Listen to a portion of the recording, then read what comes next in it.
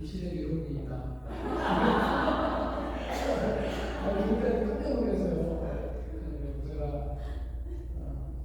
이런 열정, 이런 마음, 어린아이가 하나님 앞에 이렇게 현실대로 하나님을 인도하지만 그 마음이 보이지 않나.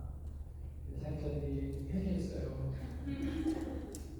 개척하시다가 정말 축하드리고, 우리가 하나님 앞에서 건강하게 잘 신받는 일들을 기도해요.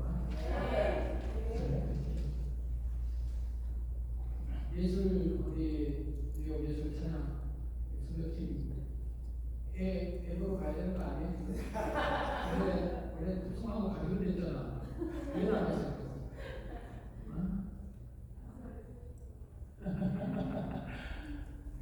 저 지난번에 오셔서 찬양 얼마나 그렇게 하셨는지 기억이 너무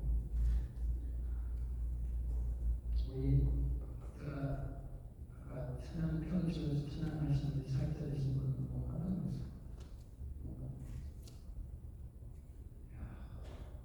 이렇게 파워도 있지만 너무 감미롭게 이걸 이렇게 한국 안에서 예수 이름으로 해서 찬양이 생각해가지고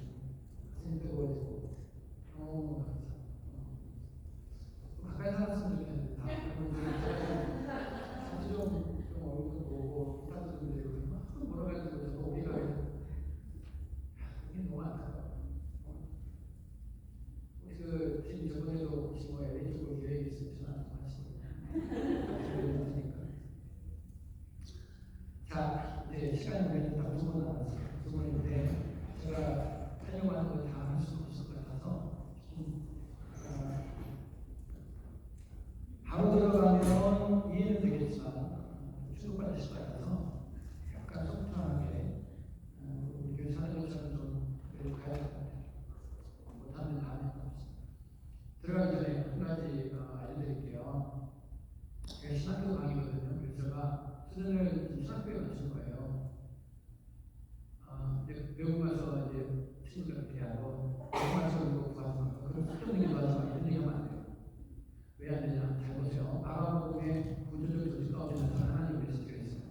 마가복음 1장부터 8장까지 하고 그다음에 8장 지나서 9장부터 나머지 10장까지 하고 구조적으로 보면 하나가 그 조직 체계 속에서 던져진 메시지가 있습니다. 마가복음 1장 8장까지는 계속 기적이 나옵니다. 이적이 나옵니다. 그리고 8장에 갑자기 십자가 진다고 해야지.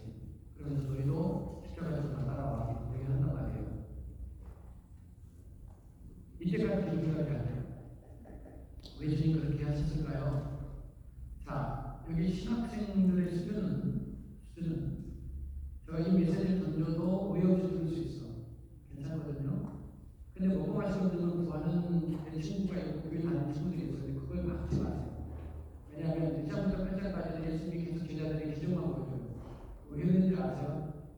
당신 믿게 해야 되거든. 그러면 십자가를 질 때 무능해졌다는 얘기를 안 해요. 저분이 존재하고 전능하구나.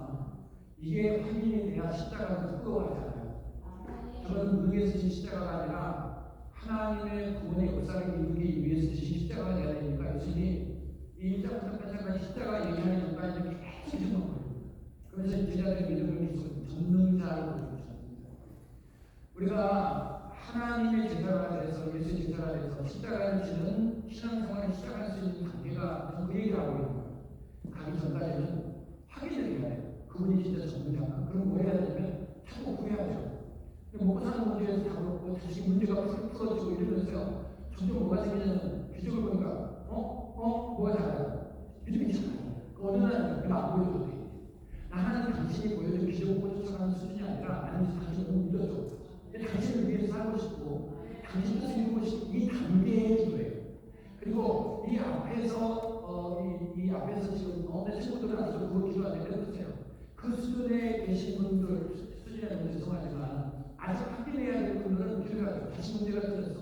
문제 풀어줬어. 근데 하나님 저한테 우리가 함께하구나. 하나님 저렇게 일하구나. 하나님 이런 역사를 하시구나. 이걸 배워갑니다. 사건과 문제를 배워가다가 어느 단계에 가면서 예수님 없어요. 그거 없어도 돼요. 하나님 그거 안 해도 되겠지만 나 때문에 그렇게 하지 살아가는 당신을 내보면 당신 말씀은 충분해요. 이 수준이 돼야 돼. 그리고 뭐 했었는데 십자가를 집니다. 십자가를 질 수 있는 그리스도인들이 되기 위해서 제가 이 강의라고 이해되셨죠? 그러니까 이 교회가 와서 가슴이 정전이 시작한다고. 야, 너 아직도 우리 삶을 구하니 그러지 마. 그들이 구하게 해주세요. 그리고 그들이 구하면서요, 우리나라에 여러분도 똑같았을 거예요. 저도 그랬거든요. 저도 계속 그렇게 먹고 마시고 웃는 거 구하면서 하나님 만났어요. 어느 날 필요 없었어요. 하나님 괜찮아요. 이 문제 왜 있는지 알아요? 그때는 문제 풀기로 했지만 문제 풀고 나서 보니까 문제를 풀었던 게 아니라 문제 속에 하나님 뜻이 이루어졌다는 걸 배워요. 이걸 배우면서 어느 날에는요 괜찮았어요. 그게 바로 괜찮아요. 그때 주님이 처음 얘기합니다. 이제 나 십자가 된다는 거예요. 내가 이 십자가가 무능해서 힘이 없어서 할 수 없어서 지는 십자가가 아니라 전능자가 지는 십자가라는 걸 기억해요. 전능자. 이걸 메시지한 거예요. 구조적으로 메시지. 저번 주간에 이걸 했거든요. 왜냐하면 오해할까봐. 그래서 여러분이 항상 말씀을 배우면서 그 말씀 속에 나타난 그 비밀을 항상 약한 자를 생각해요. 나도 저기를 달려왔다는 소원 성취하는 기도하면서 왔어요. 그러나 이제는 괜찮아요. 괜찮아지는 시간이 금방 와요. 그리고 그때부터 기도 응답이 안 돼요. 그런 기도가 응답이 안 돼요. 근데 그전에 하나님 잘 들어줘야 안 들어줘요. 잘 들어줘요. 왜 잘 들어줬을까요? 이 팔자까지 내리고 가는 거예요. 제자들. 네가 믿는 하나님 예수가 누군지를 보여줘요. 진짜 나와 함께하구나. 내 목소리 듣고 있구나. 내 한숨 소리까지 듣고 있구나. 이걸 배우는 거예요. 그러다가 어느 날요 십자가를 지시겠습니다. 십자가 지다니까 와이프가 내 십자가고 시어머니가 내 시작하고 그래서 그 숨지 좀 하지 마요. 그 시작은 아니에요. 제가 지난번에 십자가 얘기했지만 십자가가 아니라 이 세상에 대해서 십자가는 내가 세상에 대해서 죽은 나를 본 거예요. 예수님만 십자가 진게 아니고 바울이 예수 십자가에 모두 죽었다. 나도 함께 죽었다 그랬죠. 그래서 이 땅 먹고 마시고 있는 이 세상을 향하여 내 예상이 사망당한 사건을 말하는 거예요. 날마다 이 세상을 부인하고 하나님의 말씀을 붙드는 삶을 십자가 지는 삶이라고 하는 거예요.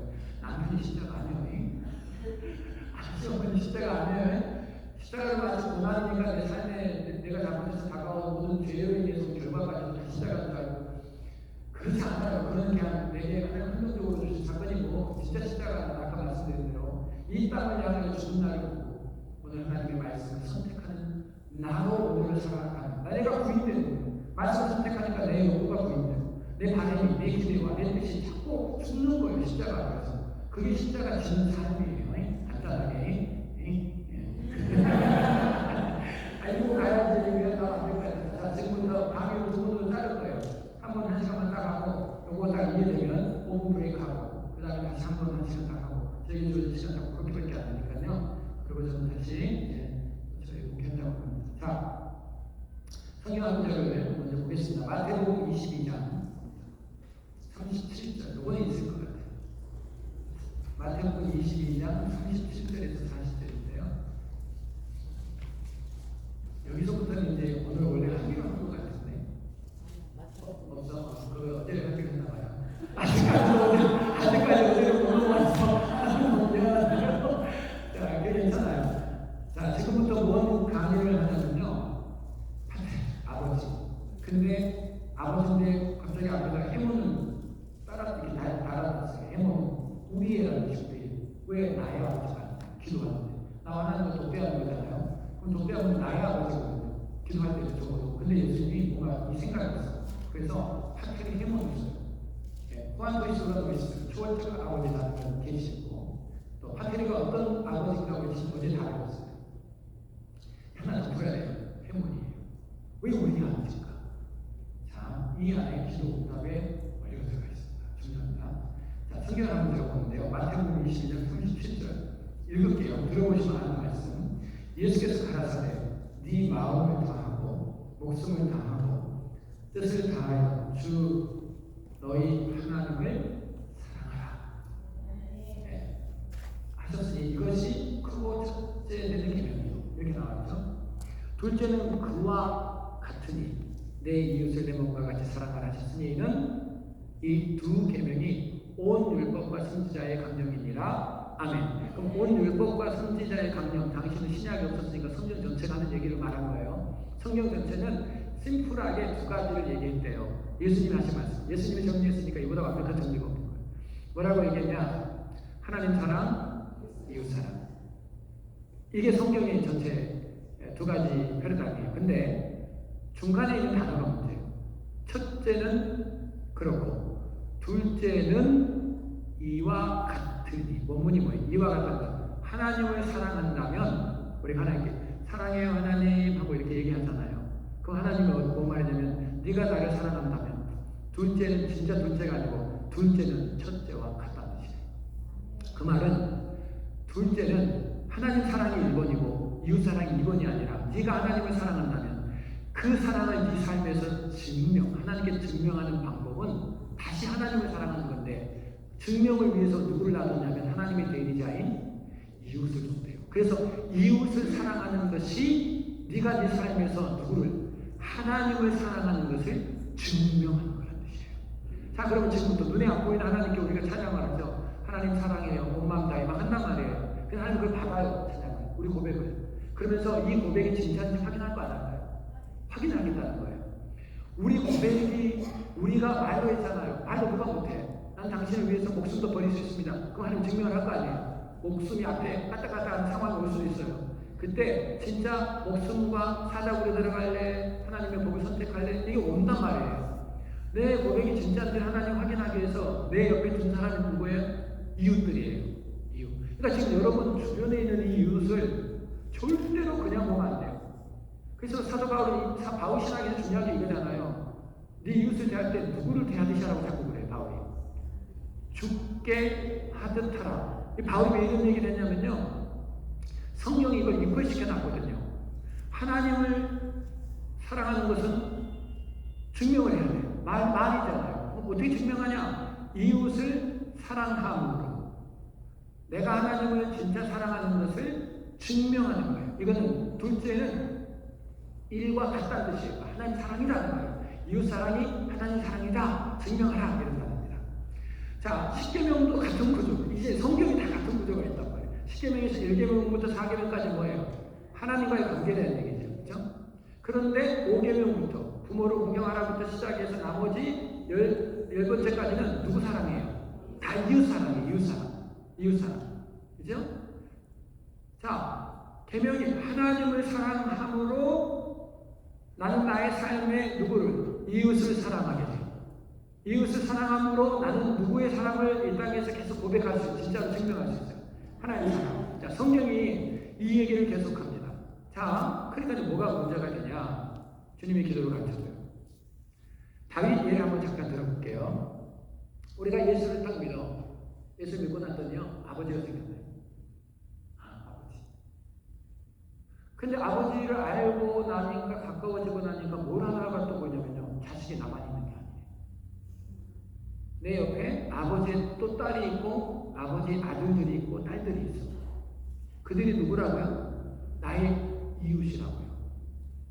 근데 우리는 이분들을 뭐라고 그래? 나의 형제, 영적인 자매 이렇게 부르잖아요. 자, 처음에는 신앙을 시작할 때는 나의 하나님으로부터 시작해요. 그런데 하나님을 알면 알수록 뭐가 하게 되냐면 하나님의 가족들, 내 가족이에요. 이제 내 가족들이 보인다. 그러면 신앙이 성장한다는 것은 뭐를 의미하냐면 나의 하나님으로부터 출발해서 우리의 하나님으로 발전하는데 우리가 단계가 있어요. 이 우리 속에는 많은 사람들이 들어와 있을 수도 있고 요만큼 들어와 있어요. 우리 성교회예요. 그 우리를 찾으러 가는 거예요. 그 우리를 찾는 것이 하나님이 뭐예요? 당신을 사랑하는 것이 되어버려요. 이해되셨어요? 여러분 전도 열심히 50개조를 다니잖아요. 그거 뭐하러 가신 거예요? 우리를 찾으러, 해원을 찾으러 간 거예요. 그걸 찾아가지고 어떻게 하는 거예요? 내가 그들을 찾아서 아버지께 돌아와. 내 형제예요.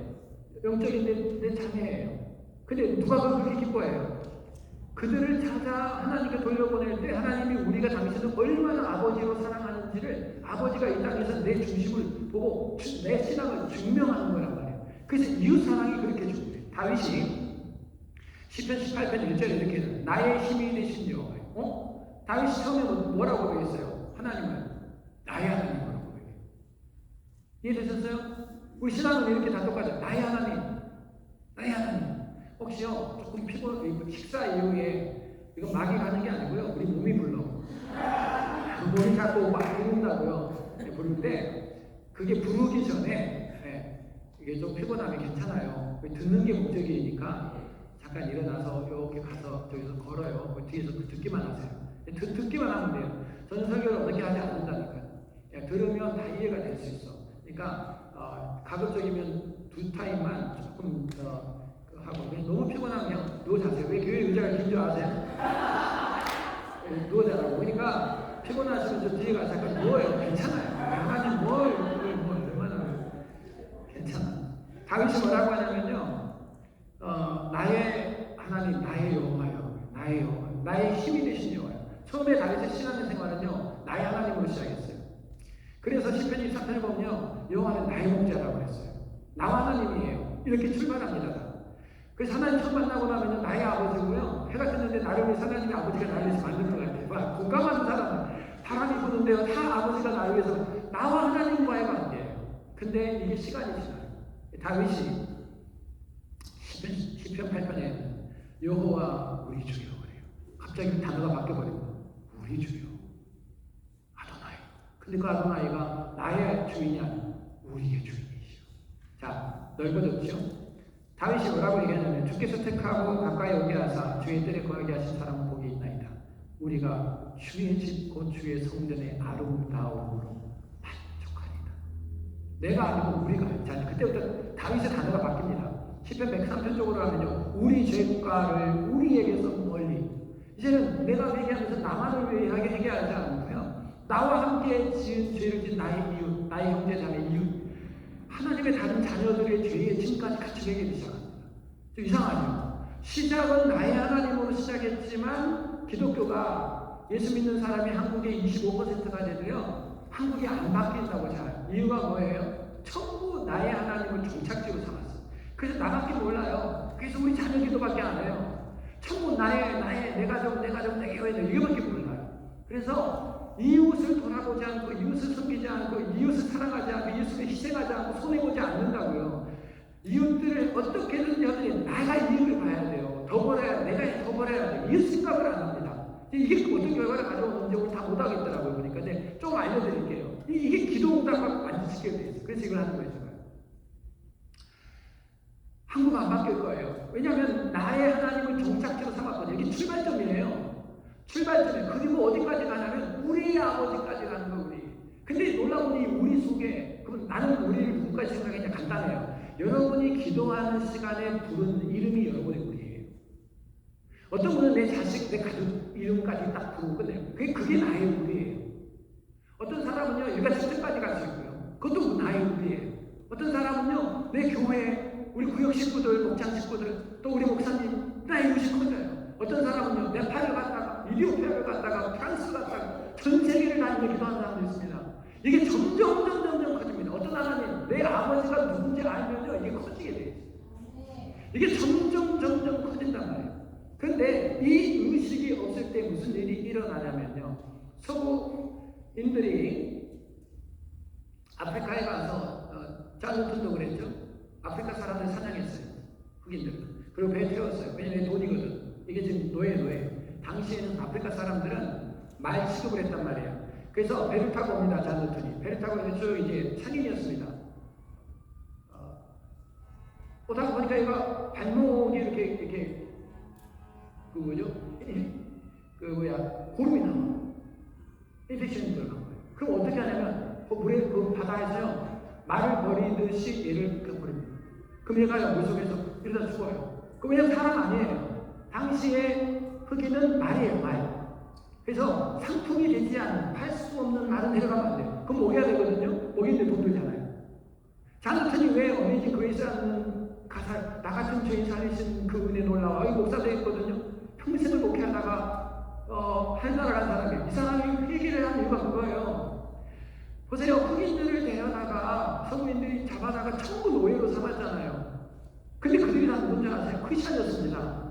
그들이 예수를 믿는 기독교 국가의 크리스천들이었지만 그 서구인들에게 우리는 백인가지예요.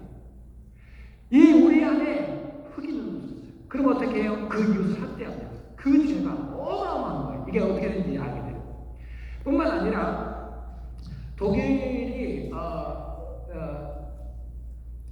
유대인들을 학살해 히틀러가 했잖아요. 근데 독일은 그 나라 자체가 기독교 국가인데다가 나라에서 목사님, 반주자, 사찰 세 종류의 직업은 나라가 월급을 줬어요.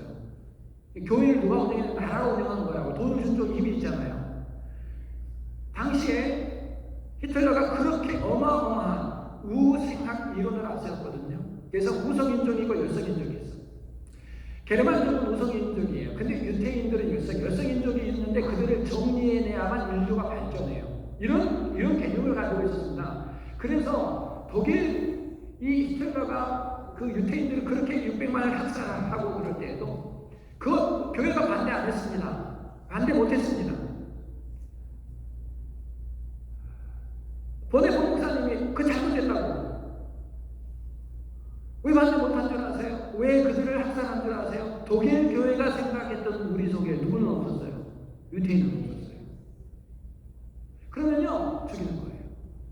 그러니까 지금 우리 기독교 그리스도인들이 가지고 있는 예수 믿는 사람들이 전부 처음 시작은 나의 하나님이에요. 나를 구원할 거예요. 나를 진리 가운데 맺고 나에게 영생을 주고. 그래서 나의 하나님과의 관계를 출발지로 삼지 않고 종착지로 삼는과 동시에 기독교는 거기서 망합니다. 그래서 주님이 시작을 이렇게 하라거든요. 그 아버지인데 그 아버지가 너희 아버지만이 아니라는 거예요. 그래서 반대로 해몬, 환토이스라는 게 있어요. 해몬이라는 거예요. 우리의 아버지라는 걸 네가 기도해야 된다는 거예요. 네 혼자를 위한 게 아니라 네가 종착지가 아니라 너희 출발지 삼아 잃어버린 당신의 자녀들을 하나님 앞으로 그 이웃을 사랑하는 것이 하나님을 사랑하는 것이 됨을 네가 증명하고 살아야 하는 가치를 그 기도 속에 넣어놓은 거예요. 얼마나 조심해야 돼요. 어떤 그 권사님이 기도를 하는데 딸이 남편이 죽었어요. 이제 그래서 혼자 가고 권사님이 사실 기도를 해요. 그래서 우리 이제 기도원 가면 묻잖아요. 당신은 어떤 기도 제목을 갖고 기도하는지 묻잖아요. 권사님이 자기는 자기 딸이 좋은 사우를 만나면 좋겠다고. 살이라고 안 해도 그 밑에 사람들 사우를 만나면 좋겠다 그래요. 그래요. 근데 목사님이 그런데 구체적으로 기도하라고 해서 구체적으로 한대요. 구체적으로 기도하는데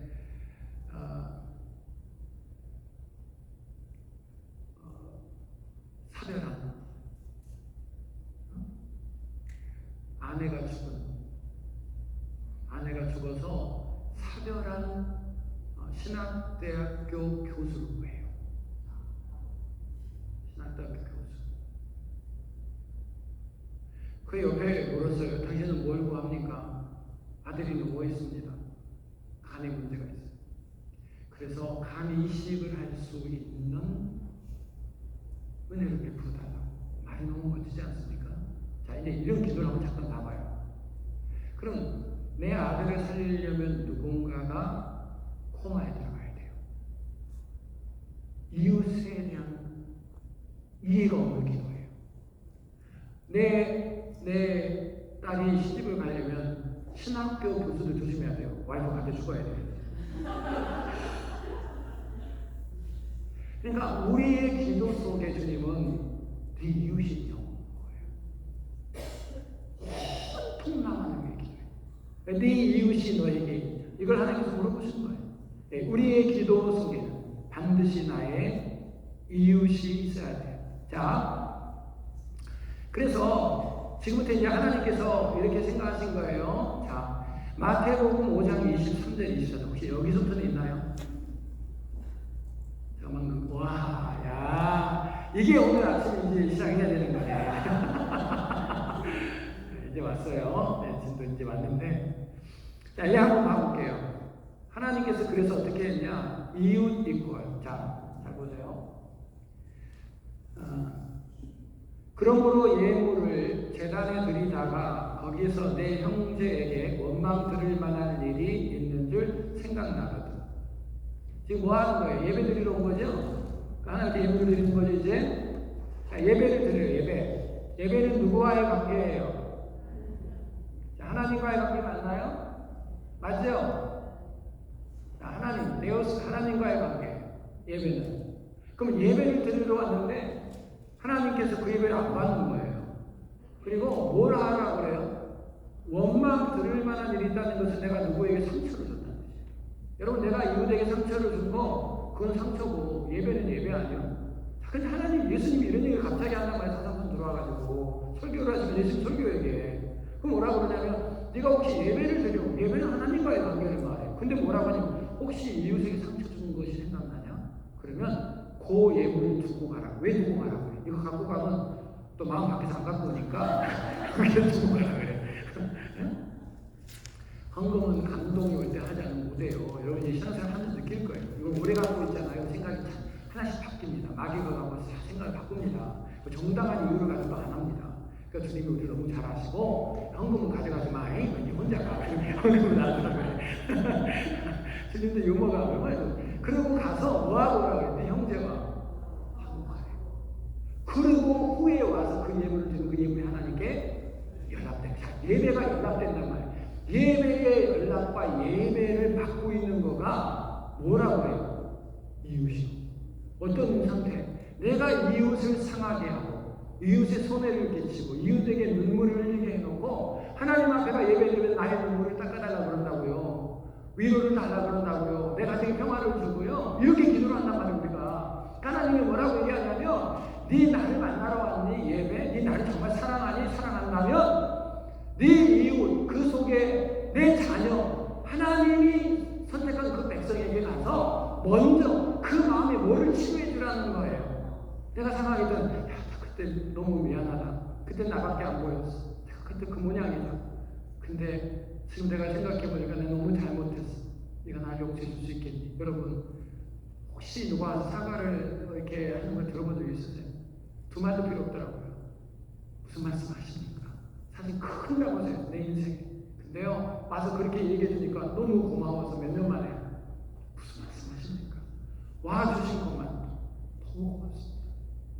상처가 없어져 버리더라고요. 위로가 그냥 된 거예요. 그렇게 그 인생의 상처를 어루만져주고 위로해주는 게 뭐하고 직결되어 있다는 거죠? 예배! 네 예배가 주일날마다 와서 여기 앉아가지고 찬양을 드리고 고백을 하는데 하나님이 오고 계시는 거예요. 안 받았다고요. 예물이 안 올라가는데 이 주둥아리밖에 올라가겠어요? 마음은 얼마나 쉬워요. 예물이 더 어려운 거란 말이에요. 가치는 이 땅의 최고의 가치가 돈 아니에요. 그걸 가지고 와도 하나님이 연락이 안 된단 말이에요. 최고의 가치조차도. 왜? 네가 뭐 있습니까? 나의 대리자인 이웃을 사랑하겠다고. 아까 뭐라고? 하나님 사랑합니다. 안 믿어요. 하나님이 네 진짜 날 사랑하니? 그러면 네가 사랑했던 내 아들에게, 네가 사랑했던 내 딸에게 가서 그 상처에 위로하고 사과하고 용서를 구하고 그러고 와서 나한테 예배를 드리면 그때 그 예배가 어떻게 되냐? 하나님께 연락된대. 제가 하는 얘기는 성경이 하는 얘기예요. 방금 읽은 게 성경이잖아요. 그죠? 마태복음 5장 24절에 보면 먼저 그래. 순서를 정해요. 먼저. 왜 먼저예요? 예배가 연락이 안 된다니까요. 예배가 연락이 안 된다. 자, 제가 이제 이 부분을 조금 더 다루려고 그래요. 보세요. 뭐가 나오냐면 레위기 7장 7절 혹시 있나요? 레위기 7장 7절 순서대로 내려가면 자, 속건제나 속죄제는 1년이 같다 그 말이에요. 여러분 제사가 총 5개 있어요. 번제, 소제, 화목제, 속죄제, 속건제. 이거 5가지가 예배 안에 반드시 있어야 될 요소입니다. 그래서 주일마다 드린 예배 이 5가지 중에 빠진 게 있잖아요. 그 예배 연락하면 돼요. 5 종류의 예배가 아니에요. 이거가 계시를 5가지 예배를 제사를 계시했어요. 그리고 이 5가지 안에 있는 내용이 있습니다. 우리 이거 18년 동안 우리는 주일날 배웠어요. 교회인데 기겁하시고 요 안에 어마어마한 비밀, 예배 비밀이 있거든요. 근데 보세요. 번제는 십자가예요. 한마디로 말하면 죄 십자가 사건이에요. 소제는 봉사제예요. 헌신과 봉사제를 말해요. 자, 이렇게 쭉. 근데 속죄제와 속건제는 같아. 일레인이 그래요. 근데 그것은 뭐라고 얘기하냐면 같은데 다른 게 있어요. 그게 뭐냐면 속죄제는 알고 짓던 혹은 부지중에 짓던 갚을 대상이 하나님밖에 없어요. 그건 속죄제예요. 제가 심플하게 나눠드린 거예요. 속죄제는 뭐냐? 내가 죄를 범했어. 죄를 범했는데 가리면 안식일을 어겼어. 그건 하나님과 관계죠. 이건 속죄제예요. 내가 11조를 못 드렸네. 그럼 이건 누구와의 관계예요? 하나님과 관계잖아요. 그렇죠? 다시 되돌릴 수 있는 건 하나님과 관계. 이거는 뭘로 하냐면 하나님 앞에 속죄제. 하나님과 회개하면서 끝나면 돼요. 그러면 죄사함 받아요? 못 받아요? 받을 수 있단 말이에요. 이게 속죄제예요. 속죄제. 그래서 하나님께 돌이켜서 해결해야 돼. 그럼 이제 속죄제에 관련된 거 있어요. 뭐는 어떻게 하고 뭐는 어떻게 하고 그거 지키면 돼요. 근데 속건제는 달라요. 속건제는 돌이킬 수 있는 죄예요. 누가 있냐면 예를 들면 보상이 가능한 제사가 속건제입니다. 보상이 가능한 제사. 자, 그냥 쉽게 말하면 내가 이웃에게 손해를 입혔어요. 그럼 손해를 입혀서 금전적인 손해를 입혔어. 근데 내가 하나님 앞에 주님 내가 저 이웃에게 이런 손해를 입혔습니다. 저를 용서해 주십시오. 용서가 안 돼요. 하나님 그 예배를 안 받아요. 그럼 어떻게 하냐? 속건제는 5분의 1을 더해서 갖다 줘야 돼요. 그냥 주면 안 받아요. 똑같아요. 내가 만불을 빌렸는데 나중에 만불 갖다 주잖아요. 그럼 속건제가 안 된다고 말이에요. 거기다 5분의 1을 더해서 갖다 줘요. 그럼 얼마 5분의 1? 만불에 5분의 1. 얼마 빨리 말해. 계산 못해. 12,000불. 그죠? 그게 속건제예요. 그러니까 하나님 나 용서해 주세요. 입으로 회개가 안 돼요. 반드시 배상해야 돼요. 그 배상제. 이게 예배의 완성제 5번째 제사입니다. 그러니까 네가 예배를 드리러 왔는데 누군가에게 상처를 주잖아요. 상처를 줬는데 그거는 이웃과의 상처를 준 건 냅두고 그냥 와서 난 하나님과 관계를 잘하겠다. 그리고 말도 뭐라 하지? 하나님 나가 누구를 아들을 이렇게 아프게 했어요. 내 남편이가 되게 지쳐서 났어요. 용서해 주세요. 그때 화가 나서 그랬어요. 그게 회개를 하잖아요. 그리고 회개가 안 돼요. 주님 뭐라 그래요? 그 속건제거든요. 속건제는 뭐예요? 페이백이 가능해. 그럼 어떻게 해요? 남편한테 가서 나 화가 나서 지쳐서 놓은 거 상처도 있어 미안해 하고 사과하는 제사가 속건제라고요. 근데 얼마나 성경이 집요하게 다루냐면 속건제를요. 내가 10분에 돈을 빌렸는데 돈으로 손해를 입혔는데 5분의 1을 돼서 갖다 줬는데 그 사람 죽었어. 그럼 어떻게 해요? 그럼 갚을 사람 없어졌잖아요. 그럼 이제 말을 하다가 용서해서 못해. 안 돼요. 성경이 뭐라 나오냐면 그의 일가 지책을 찾으라 그래요. 그와 관계된 핏줄을 찾아야 돼요. 이제부터. 그 가장 가까운 핏줄을 잊어야 돼요. 근데 다른 것은 진짜 없어. 그럼 어떻게 해요? 그리고 진짜 모르겠어. 어디 있는지 아무도. 그럼 어떻게 해요? 성전으로 가져와 하나님께 돌려야 돼요. 그러니까 뭐예요? 반드시 페이백을 받겠대요. 그럼 이 의미 속에 담겨져 있는 게 뭐예요? 돈 벌려고? 아니요. 너가 이웃을 상하게 하는 무엇이든지 반드시 페이백이 돌아온다는 거예요. 반드시 상하게 하지 말라는 거예요. 반드시 네가 그 값에 5분의 1을 담고 반드시 받게 될 거라는 거예요. 무서운데 이게 무서운 제사예요. 이게 완성제인가 봐요. 예배가 완성. 그 예배가 하나님과의 관계인데 성경은 예배가 마지막 완성은 누구와 끝나요? 이웃과 끝나요. 이게 지금 하나님 법칙이에요. 이게 구약에서 원래 예배를 말씀하셨던 계시했던 하나님의 예배의 완성제사인 속건제란 말이에요. 그러니까 속건제 제사가 빠지면 완성이 안 돼요. 그러니까 예물을 놔두고 가라. 이 말은 뭔 제사를 얘기하고 싶었던 건지 예수님이 속건제예요. 그 제사 안 없어졌어요. 제사 형식은 없어졌죠. 완성이 됐으니까 예수 그리스도의 십자가로 그 제사로. 그러나 그 안에 정신은요 그대로 있어요. 지금도. 율법은 안 없어져요. 행동. 왜? 그 안에 정신 그대로 다 남아있거든. 어린 양을 죽이는 거 예수님이 완성했지만 지금도 그 피가 아니고 제사하면 안 돼요. 똑같아요. 형식이 약간 바뀐 거예요. 완성 때문에. 내용은 그대로 있어요. 그 피가 아니면 안 돼요. 똑같아요. 자, 이게 문제가 돼요. 이게 기도의 문제를 가져온단 말이에요. 제가 이 샘플을 조금 드리고 싶어요. 빌레몬서 알죠? 성경 한 장짜리 신약 성경. 저 성경에는 6장짜리로 나오는데 여러분 성경은 어떤지 모르겠어요. 그 오네시모라는 종이 나와요. 노예. 그 사도 바울이 감옥에서 오네시모라는 노예를 만나죠. 예, 그래서 복음을 전했어요. 그리고 나서 이 노예가 예수를 믿게 됩니다. 그리고 이 노예가 이제 바울한테 얘기를 했죠. 자기가 어떻게 살았고 감옥에 오게 됐는지 얘기를 했습니다. 알고 보니까 세상에 빌레몬이라는 사람 집에서 노예였는데 노예가 도망을 했어. 노예가 도망을 하면 로마시대에 어떻게 해요? 바로 죽입니다. 근데 더 문제는 돈을 훔쳐갖고 나왔어요. 그러면 이제 얘는요 찢어 죽입니다. 로마법입니다. 그러면 오늘 이걸 설명하기 위해 이렇게 달려온 거예요. 7장 12절 한번 봐봐요. 눈으로 한번 보세요. 그러므로 무엇이든지 남에게 대접받고자 하는 대로 너희도 남을 대접하라. 이것이 율법이요 선지자 아니라. 아멘. 자 보세요. 학자들이 갑자기 기도 얘기하다가 이걸 했거든. 그러니까 말이 돼요 안 돼요? 이 기도와 관계 있는 것 같아요? 안 있는 것 같아요? 봐봐요. 기도와 관계가 있나요? 갑자기 왜 남을 대접해?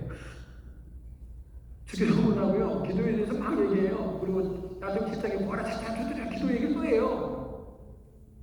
7장 7절 89절 하다가 갑자기 결론이 학자들이 생각한 것이 학자들이 이 내용은 그래서 삼분율이라고 해요. 아 이게 기도와 동떨어져 있는 결론이니까 이걸 따로 구별해서 흐름이 자연스럽지 않다는 거예요. 심지어는 그러므로라는 단어가 헬라말 운이라는 헬라어로 써요. 운이라 말고 그러므로 공동 번역에 이걸 빼버렸어요. 왜냐면 말이 안 맞으니까. 왜? 그러므로라는 단어는 헬라어 운은 헬라어의 인과 접속사라고 해서 앞에 내용을 결론 지을 때만 사용을 해요. 그 앞에 있는 게 다 기도예요. 근데 그랬어. 그럼 기도로 결론이 나와야 되고 근데 내용이 아니야. 그래서 학자들이요 그러므로 뺐어요. 공동번역 성경은 아예 빼버렸어요. 제가 예수님이 운을 사용했던 이유를 설명해 드릴게요. 이 운이라고 하는 것은 인과 접속사예요. 이건 결론을 말할 때만 사용한단 말이에요. 예수님이 사상선언의 결론을 딱 얘기하면서 그러므로 결론이에요. 그럼 기도와 관계있게 해석을 해봐요. 이걸. 따로 떼서 해석을 자꾸 하지 말고 기도로 해석을 해보세요. 그럼 이렇게 해석돼요. 보세요. 무엇이든지 남에게 대접받고자 하는 대로 이 남을 나 아닌 이유만 생각하지 말고 남을 기도의 대상인 하나님으로 생각해봐요. 내가 하나님께 대접받고자 하는 대로 우리 기도가 뭐예요? 하나님께 대접받고자 하는 거예요. 이걸 기도로 풀어요. 예수님이 기도로 결론 줬으니까 운이라는 단어를 갖고 기도로만 풀어봐요. 그러면 내가 기도를 왜 해요? 난 그분에게 대접받고 싶은 게 있다고. 하나님이 나에게 이렇게 해줬으면 좋겠다는 생각이 있잖아요. 그래서 우리가 그렇게 이렇게 내가 그분께 대접받고 싶은 거예요. 그래서 하나님께 대접받고자 하는 대로 너희도 누구를 남이 누구예요? 이웃이에요. 이웃을 대접. 이것이 성경이래요. 같은 얘기를 또 하고 있는 거예요. 하나님과 이웃을 또 이권시켜버렸네 예수님이. 그럼 기도가 뭐라는 거예요? 내가 하나님께 이것 주세요, 저것 주세요, 저것 주세요, 이것 주세요 막 한단 말이에요. 그랬더니 하나님 주님께서 뭐라고 했냐면 네가 나에게 대접받고자 하는 거예요. 네가 나에게 네 자녀가 도움을 받기를 원하는 네가 네 이웃의 자녀를 도와라. 네 이웃을 도와주는 삶을 살면 그때 어떻게 한다는 거예요? 내가 너에게 이해돼요? 그건 내 기도가 누구하고 연결돼서요? 기도는 하나님께 드리는 거잖아요. 근데 이 기도의 응답은 어디에 있어요 지금? 이웃에게 있어요. 자 이제 지금부터 성경으로 증명해 볼게요. 저번에 틀린지 보세요. 마태복음 25장 35절 한번 봐보세요. 저는 성경을 가지고 설교해요. 단 얘기가 없어요. 봐봐요. 내가 줄일 때 너희가 먹을 것을 주었고 목마를 때 마시게 하였고 예수님 하는 말이 나그네 되었을 때 영접하였고 계속 보여주세요. 30절 벗었을 때 옷을 입혔고 병 들었을 때 돌아보았고 옥에 갇혔을 때 와서 보았느니라. 이에 의인들이 대답하여 가로되 주여 우리가 어느 때에 주의 줄이신 것을 보고 공개하였으며 목마르신 것을 보고 마시게 하였나이까. 어느 때에 나그네 되신 것을 보고 영접하였으며 벗으신 것을 보고 옷 입혔나이까. 어느 때에 병드신 것이나 옥에 갇히신 것을 보고 가서 배웠나이까 하리니 임금이 대답하여 가라사대 내가 진실로 너에게 이르노니 너희가 여기 내 형제 중 지극히 작은 자나에게 한 것이 곧 내게 한 것이라. 자, 하나님이 어떻게 했어요? 하나님 이퀄 대리 누구? 너의 이웃이. 네가 나한테 대접받고자 하냐? 기도는 하나님께 우리가 요청하는 거란 말이에요. 얘기하고요. 이렇게 됐으면 좋겠어요. 저렇게 됐으면 좋겠어요. 소원도 얘기하고. 이건 기도를 정의했어요, 당시에. 그래서 예수님이 그대로 해준 거예요. 너희가 나한테 대접받고자 하는 게 있지. 그대로 네가 누구를? 이웃을 대접해. 왜? 네가 이웃에게 한 것이 누구에게 한 것이 돼요? 하나님께. 그럼 하나님은 뭐를 해요? 하나님은 보상을 해요. 그러니까 뭐 누구와 누구가 연결되어 있어? 하나님과 이웃이에요. 자, 성경은 이렇게 지금 얘기를 계속하고 있습니다. 그럼 제가 이제 샘플을 조금 드릴게요. 그러면 하나 정리를 해야 될 게 뭐냐면, 하나님은 내 기도 응답은 어디에 있냐면 내가 만나는 이웃에게 있어요. 하나님께 대접받고자 하는 대로 내가 이웃을 대접합니다. 그런데 놀라운 것은 내가 이웃을 대하는 태도를 따라 내가 하나님께 대접받고자 하는 대로 이웃을 대접하라는 이유는 내가 이웃을 대하는 태도가 이퀄 하나님이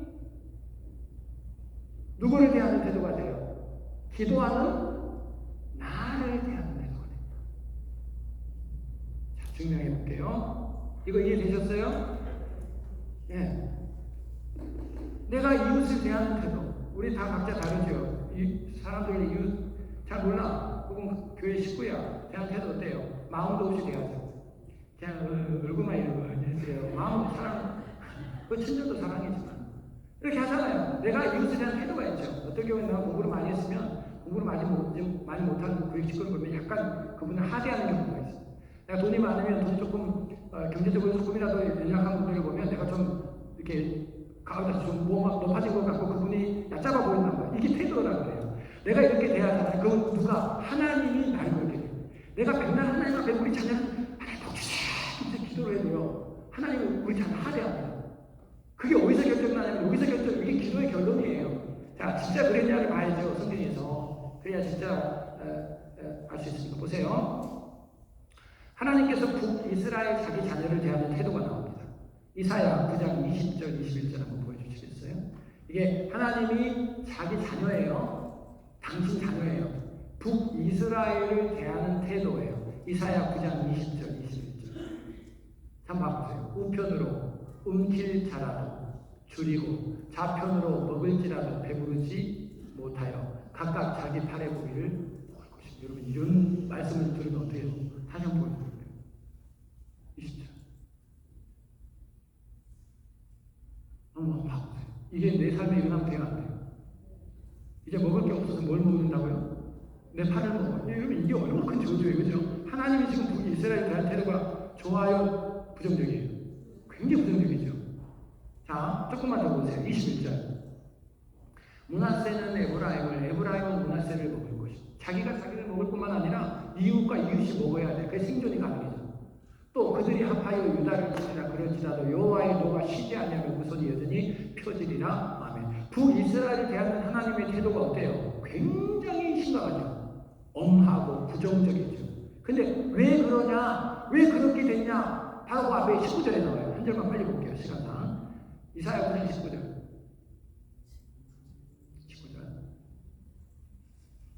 그 다음에 있습니다. 그 다음에 밑으로 조금만 내려보시면 이사야 9장 19절. 자, 봐봐요. 만군의 여호와의 진노로 인하여 이 땅이 소화되리니 북유다 백성은 불에 타는 섬나무와 같을 것이라. 사람이 이유가 뭐라고요? 그 형제를 아끼지 아니하다. 내가 너희를 대하는 태도는 누가 결정했어요? 네가 결정했대. 어떻게? 네가 네 이웃을 대하는 태도였대. 근데 그때 북이스라엘이 기도를 합니다. 여호와여 우리를 도우소서. 응답될까요? 안 될까요? 안 됩니다. 이미 내가 이웃을 대하는 태도에서 응답은 결정이 나버려요. 내가 이웃을 하게 할 때 하나님 나를 하게 해요. 내가 이웃을 무시할 때 하나님 내 기도를 무시해 버려요. 내가 내 이웃의 자녀에게 좀 돈을 덜 주고요. 내가 이익을 더 많이 챙기려고 내가 더 많이 가져오잖아요. 내 자녀가 어디 가서요? 그 일 다음에 기도를 합니다. 하나님 내 자녀에게 복을 주시고 출세하고 이런 자녀를 주시고 기도 응답이 안 됩니다. 왜요? 이미 결정됐어. 뭐가 결정됐어요? 내가 이웃을 대하는 그 태도로 하나님은 이미 내 자녀를 대한 태도를 가지는 거예요. 자, 이게 성경에 나와요. 샘플이 너무 많아요. 근데 제가 시간이 없어서 다 할 수 없어요. 제가 꼭 하나만 더 북이스라엘 어떻게 했는가? 이사야 10장 1절 2절 가보세요. 불의한 권능을 발표하며 불의한 말을 기록하며 빈핍한 자를 불공평해 가난한 자는 법정에서 힘이 없어. 돈을 주고 뇌물을 주면요, 뇌물 주는 자를 대통령하고 가까운 친인척이면요 얼마든지 법을 빠져나가잖아요. 힘 있는 자의 편을 들어줘요. 법이 그 얘기를 하고 빈핍한 자를 공평하게 판결하여 내 백성이 가난한 자의 권리를 박탈하며 과부에게 그 과부에게 뭐가 있다고 그걸 빼앗아요. 토색하고 고아의 것을 약탈하는 자는 과연. 그러니까 하나님이 북이스라엘이 이 엄한 태도, 부정적인 태도, 저주하는 태도로 대하는 이유가 전부 누구를 그랬겠다는 거예요? 이웃이에요. 그럼 내가 지금 이웃을 대하는 태도는 하나님이 나를 대하는 태도가 결정이 돼요. 남에게 하나님께 대접받고자 하는 대로 기도가 뭐예요? 남을 대접하라. 그게 응답이래. 그게 무슨 응답이에요? 응답이래. 뭐 성경을 말씀해서가 아니 진짜 하나님께서 나를 대하는 태도는 이미 결정이 되어 있는 거예요. 내가 이웃을 대하는 태도가 하나님이 나를 대하는 태도. 기도 응답이에요. 아무리 기도해도 기도 응답이 안 돼요. 왜? 이미 결정이 났어요. 자, 하나만 더 봐요. 그럼 북이스라엘만 그랬냐? 남유다를 대하는 하나님의 태도만 한번 볼게요. 먼저 뭐예요? 이사야 5장 9절 10절 볼게요. 이사야 5장 9절. 다 같이 한번 읽어봅시다. 잠도 깰 겸 시작. 만군의 여호와께서 내 귀에 말씀하시되 정령이 허다한 가옥이 황폐하리니 그거 아름다울지라도 거할 자가 없을 것이며 여름까지 포도원에 겨우 포도주 한 바트가 나겠고 한 봄의 시기에는 단심이 한 에바가 나리라 하시도다. 아멘. 와, 이게 뭔 얘기를 하는 거예요 도대체? 열가지 포도원 약 500바트가 나와요. 네가 아무리 일해도 수학은 500분의 1로 줄여야 돼. 지금 여러분이 받는 월급의 500분의 1만 주겠대. 이런 조주가 도대체 어디냐 말이에요. 한 호멜은 10에바거든요. 그럼 이것은 그냥 저 한 에바로 그대로 제가 계산하면 1000분의 1입니다. 1000분의 1. 호멜지기에는 간신히 1000분의 1을 수확하리라. 그러니까 10명 주겠다 안 주겠다는 거예요. 유다를 하나님이 이렇게 대하겠다는 거예요. 이렇게 세상에 크고 아름다운 성에 거할 자가 없으리라. 이거 얼마나 저주예요. 하나님 어떻게 유다에 이런 태도를 갖는 말이에요. 근데 이런 태도를 갖는 이유가 8절에 나와요. 5장 8절. 5장 8절 앞에 있습니다. 미안합니다. 순서 잘못 바꿨어요. 보세요. 가옥에 가옥을 연하며 전토에 전토를 더하여 빈틈이 없도록 하고 이 땅 가운데 뭐예요? 홀로 거하려 하는 그들은 화 있을진저. 이게 뭐냐면요, 전토의 전토를 연하며라는 말은 히브리 말은 나가으라는 단어입니다. 손을 뻗쳐서 가옥에 가옥 이 집을 담보로 잡아요. 그러면 먹을 게 없으니까 집을 담보로. 그럼 그 당시 지도자들 어떻게 했냐면 담보로 잡은 집을 가지기 위해서요, 그 돈을 안 갚잖아요. 이 집을 팍 하는 거예요. 갖고 가난한 자 이웃것들을 이 짓을 지금 말합니다. 전토의 전토를 더하라는 게 카니브라는 히브리 말이에요. 이 말은 뭐냐면 힘 있는 권력자들이 원래 가난한 자들이 내기로 했던 이자의 원금을 못 내잖아요. 그러면 기회도 주지 않고 그 전토를 자기 소유로 가져와요. 그러면서 자기 배를 불리고 가난한 자를 계속 가난하게 만들었대요. 하나님이 그걸 보고 있어요. 그러면서 뭐래요? 너희가 500분의 1 1000분의 1밖에 수확하지 못하는 것이다. 너희 그 아름다운 집, 네가 다 빼앗은 아름다운 터전 위에가 황폐해져 버릴 것이다. 유다를 이렇게 대하는데 하나님이 그리고 실제로 그렇게 해버렸거든요. 이 예언대로. 왜? 네가 누구를 대하는 태도였어요? 이웃을 대하는 태도예요. 우리 내가 이웃을 그렇게 대하는 한, 내가 이웃을 그렇게 대하는 누구를 대하는 건 하나님의 간대거예요. 하나님. 내가 이웃을 선대하지 않고 존중하지 않고 예를 갖추지 않고 사랑하지 않고 베풀지 않잖아요. 그리고 내 배를 채우고 내 유익을 채우기, 그들을 아프게 하고 상하게 하고 울게 만들고 한숨 짓게 했던 그 이웃에 대한 너의 태도는 너를 향한 나의 하나님의 태도를 결정하게 할 것이다.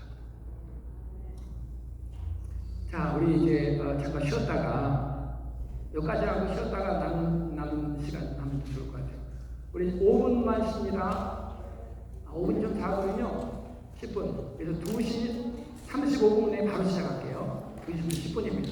그래서 좀 이렇게 움직이시고요. 커피도 좀 마시고 물도 좀 한번 하고 하시고 다시 오십시오. 10분 후에 뵙습니다.